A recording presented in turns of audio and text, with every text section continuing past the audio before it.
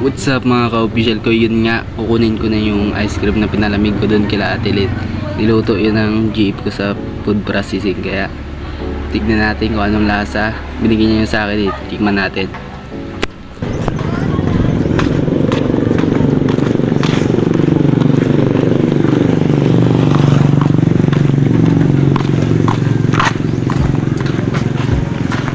Kunin ko na pinalamig ko, Telen.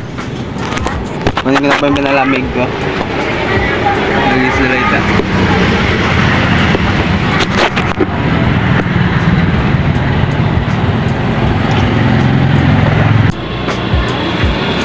Magkano ito, Telen?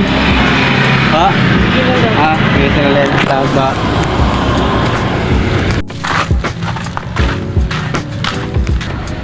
Lalasahan natin guys kung masarap. Ito. Makita. Ano to siya eh? Yung kamote. Kamote yung ginawa nila eh. Naghingi sila sa amin din ng kamote. Sarap. Parang siyang ano. Hindi ko malasahan yung kamote. Parang gatas may ano.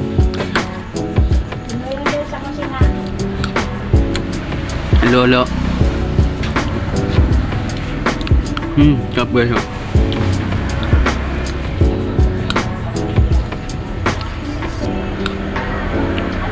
Kala ko nung una pangit kasi ngayon lang ako nakarinig nun eh.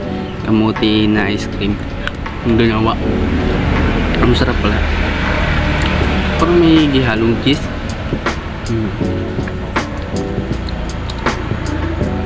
Condense. Parang may hinalong gano'n. Naman lang. Nahingi isa sa amin dito ng kamote. Kala ko kung anong gagawin nila. Kasama niya yung tita niya naghingi. Ay, may magagawa daw na ice cream. Nagtaka naman ako kung bakit kamote. Pero binigyan pa rin namin sila kasi wala nang ganong gabinda ng ngayon kamote. Ito. Bigyan niya sa akin. Masarap. Parang may sumasabit sa lalamunan. Magano. Masarap. Naiiwan din sa mga. Pinalamig ko. Ito naman pinalamig ko wala atilid kasi wala naman na akong freezer. Yung babayaran ko sana. Nalagyan naman kanina. Doon na pinabayad. Libre-libre ako. Nakakain pa.